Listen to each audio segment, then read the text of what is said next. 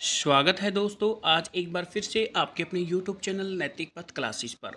दोस्तों आज जो ही हम इन्फॉर्मेशन लेके आए हैं वो आपके लिए बहुत हेल्पफुल रहेगी। आज का जो हमारा टॉपिक है, थंबनेल से ही आपको पता चल गया होगा, आखिर क्यों करनी पड़ी सरकार को CPLO की भर्ती। यानी कि सरकार की मंशा क्या रही होगी जिससे कि उन्हें CPLO को नीड पड़ी। जानिए पूरा सच। अगर आप ये पूरा सच जानना चाहते हैं तो वीडियो को स्टार्ट से एंड तक देखिएगा, स्किप मत कीजिएगा, जिससे कि आपकी कोई इन्फॉर्मेशन मिस ना हो। तो आइए शुरू करते हैं। तो ये जो इन्फॉर्मेशन है दोस्तों, ये है प्रदेश के नागरिकों को ऑनलाइन सेवाओं का लाभ उठाने में अब किसी तरह की परेशानी नहीं आनी आएगी। यानी कि हरियाणा सरकार जो भी योजना लागू करेगी उसका आप डायरेक्ट ऑनलाइन बेनिफिट उठा पाएंगे। सरकार ने उनकी मुश्किलों को अब आसान कर दिया है। यानी कि अब मुश्किल आसान इसलिए हो गई हैं क्योंकि ये हर गांव में अपॉइंट कर दिए जाएंगे। हर एक गांव में अब आपको शहर आने की भी ज़रूरत नहीं पड़ेगी। प्रदेश की हर पंचायत में अटल सेवा स्थापित किया जाएगा। अटल सेवा केंद्र यानी कि ASK ये हर गांव में स्थापित किए जाएंगे। इसके लिए ऑपरेटर की नियुक्ति सरकार पूरी कर चुकी है। यानी कि अभी जो CPLO का रिजल्ट आया था उसके बाद ये भर्ती हो गई है। पहले चरण में जो है वो 3400 गाँवों के लिए ऑपरेटर चयनित हुए थे। 2 तरह की लिखित परीक्षाओं के बाद इसका चयन हुआ है। अटल सेवा केंद्र में ऑपरेटरों के लिए कम से कम योग्यता क्या रखी गई है, 12वीं, और कंप्यूटर का ज्ञान अनिवार्य किया गया था। यानी कि आपके पास 12वीं होनी ज़रूरी है और कंप्यूटर का डिप्लोमा नहीं मांगा गया है। इसमें आप जस्ट आपसे नॉलेज मांगी गई है। जिन युवाओं का चयन हुआ है उनमें ग्रेजुएट या इससे अधिक पढ़ाई कर चुके हैं, क्योंकि आज के टाइम में बेरोजगारी बहुत ज़्यादा है और ऐसे कैंडिडेट ने भी अप्लाई कर दिया है जिन्होंने हायर एजुकेशन यानी कि BSc ME BA MA BEd वगैरह कैंडिडेट ने भी ये अप्लाई कर दिया है। तो इसमें अधिक पढ़ाई वाले भी लोग शामिल हो गए हैं। गाँव में नियुक्त किए गए ऑपरेटर की विकास एवं पंचायत के अधीन लिया गया है। जो आपका BDPO है ये इसके नीचे आएंगे। बाकी गाँवों के लिए ऐसी युवाओं का चयन होगा, लेकिन चुनाव आचार संहिता लागू होने के बाद इसे जून में आगे बढ़ाया जाएगा। दोस्तों ये इन्फॉर्मेशन आ गई है कि चुनाव, अभी लोकसभा के चुनाव होने जा रहे हैं तो इसलिए आचार संहिता लगी हो गई। अब इसका जो प्रोसेस है वो जून में ही आगे बढ़ पाएगा। वैसे इंटरनली इसका जो प्रोसेस है वो हम देख पा रहे हैं। अभी भी 4-5 दिन पहले एक नोटिस आया था, तो इंटरनली चल रहा है। अगर कोई इन्फॉर्मेशन होगी तो वो बीच में हमें मिल जाएगी। गाँव की तर्ज पर शहरों में भी अटल सेवा केंद्र युवाओं की नियुक्ति होगी। यानी कि जो आपकी MC है, म्यूनसिपल कॉरपोरेशन, अब उसमें भी इनकी नियुक्ति होगी। लगभग एक सप्ताह पहले 800 पदों के लिए विज्ञापन जारी हो चुका है और अभी इसके फॉर्म भरे जा रहे हैं। अगर आप इंटरेस्टेड हैं तो इसके फॉर्म अप्लाई कर सकते हैं। गांव में अटल सेवा केंद्र का प्रबंध हरियाणा शहरी विकास प्राधिकरण एवं शहरी स्थानीय निकाय द्वारा किया जाएगा। किसका? अटल सेवा केंद्र का। अटल सेवा केंद्रों में कंप्यूटर, फर्नीचर, इंटरनेट, बिजली, पानी सहित सभी जरूरी सुविधाओं का प्रबंध पंचायत एवं निकाय विभाग द्वारा किया जाएगा। क्योंकि कई लोगों को टेंशन है कि हमें अपना सिस्टम खरीदना पड़ेगा, हम कैसे क्या करेंगे। तो ये अगर आपकी ज्वाइनिंग सरकार ने करवाई है तो ये सरकार का दायित्व है कि वो कंप्यूटर, फर्नीचर, इंटरनेट, बिजली, पानी, टॉयलेट वगैरह का वहाँ सुविधा, ये सरकार की जिम्मेदारी रहेगी। ये आपको सुविधा मिलेगी। सरकार की ओर से चयनित युवाओं को 6,000 रुपये फिक्स मासिक मान दिया जाएगा। यानी कि कितने रुपए दिए जाएंगे इनको? 6,000 मासिक मान दिया जाएगा। इसके लिए विभिन्न नागरिक सेवाओं को मामूली शुल्क तय किया गया है। अगर आपसे कोई डिपार्टमेंट काम करवाता है तो उसका शुल्क भी आपको दिया जाएगा। इसका भी ऑनलाइन ट्रांजैक्शन होगा ताकि किसी तरह की गड़बड़ी ना हो। जो भी होगा सब कुछ ऑनलाइन होगा। अटल सेवा केंद्रों में निर्धारित शुल्क से अधिक वसूली नहीं हो सकेगी। यानी कि अगर कोई योजना आती है उसमें अगर फिक्स हो जाता है कि मान लो कि इस योजना के इतने पैसे लगेंगे, अगर आप उससे ज़्यादा ले रहे हैं तो आप वसूल नहीं कर पाएंगे। इसका भी सरकार ने पुख्ता इंतजाम किया है।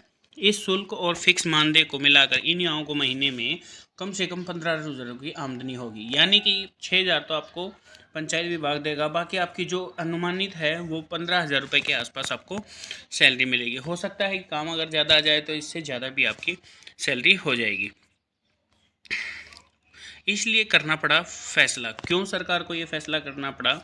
दरअसल सरकार ने अधिकांश विभागों और बोर्ड निगमों में नागरिक सेवाओं को ऑनलाइन कर दिया है। क्योंकि बहुत सारे हम देख रहे हैं कि डिपार्टमेंट हैं आजकल सब ऑनलाइन हो गए हैं जितनी भी सेवाएं हैं।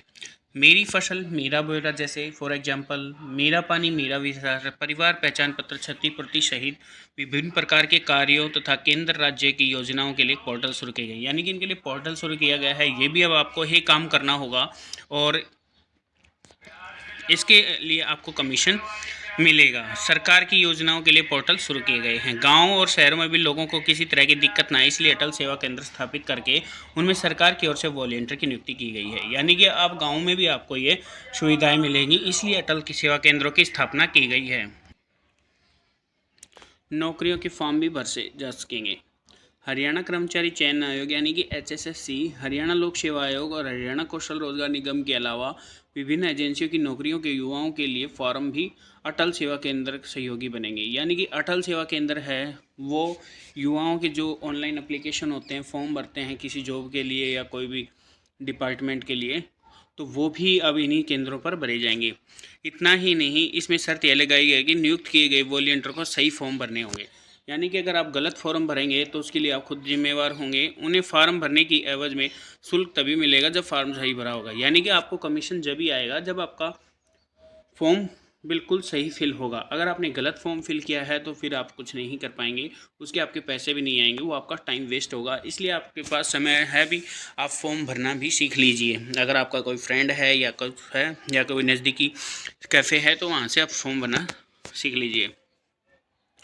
नौकरियों के फॉर्म में गलतियों की वजह से रिजेक्ट होने के कई मामले सामने आ रहे हैं, इसी को ध्यान में रखते सरकार ने, यानी कि कई सारे फॉर्म हैं, वो कई कैंडिडेट्स क्या हैं अपने फॉर्म खुद भर लेते हैं, फ़ोन से भर लेते हैं, पर वो उनका एडमिट कार्ड नहीं आ पाता, कभी कोई इश्यू हो जाता है तो फार्म रिजेक्ट हो जाता है। इसी को देखते हुए क्या हुआ है कि सरकार ने अब इनकी नियुक्ति की है और इनको ट्रेनिंग भी दी जाएगी वैसे कि किस प्रकार आपको क्या काम करना है। इस तरह हुआ चयन, मतलब कि क्या प्रोसेस हुआ है वो इसमें बताया गया है। अटल सेवा केंद्रों में वॉलंटियर की नियुक्ति के लिए विज्ञापन जारी हुआ था। करीब 2.5 माह पूर्व लिखित परीक्षा का आयोजन किया गया था। आपने इसको देखा होगा कि 17 जनवरी और 3 से लेकर 7 फरवरी के बीच आपका एग्ज़ाम हुआ था, फर्स्ट और सेकेंड लेवल। इसके बाद ही आपकी मेरिट लिस्ट बनी है और इसमें युवाओं को दूसरे टेस्ट से भी गुजरना पड़ा, यानी कि आपका सेकंड टेस्ट हुआ था और उसमें तो आपको पता ही होगा जिन्होंने एग्ज़ाम दिया है कि उनकी नेगेटिव मार्किंग भी थी। इसके बाद ही 3400 युवाओं का चयन हुआ है। हालांकि 6000 के करीब युवाओं का चयन किया जाना था। लोकसभा चुनावों के बाद बाकी युवाओं का चयन होगा।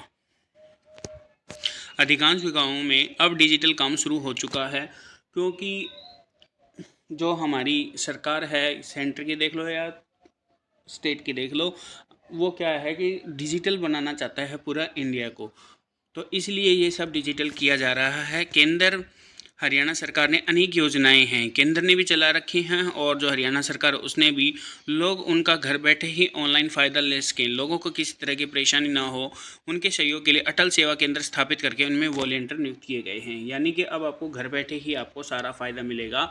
गाँव में ही गाँव का ही कैंडिडेट आपका लगाया गया है, तो आपको उसको जानते भी हैं, वो अब भी आपको जानता है, आप अपनी समस्याएं उसको बता पाएंगे, आप अपने फॉर्म वगैरह भर पाएंगे, या कोई भी परेशानी होती है तो आप ग्राम सचिवालय में जहाँ भी उनकी बैठने की नियुक्ति होगी वहाँ आप उनसे मिल सकेंगे। गाँव में 3400 की नियुक्ति हो चुकी है। फिलहाल 7 लगते गाँव के क्लस्टर बनाकर लोगों को सुविधाएं दी जाएंगी।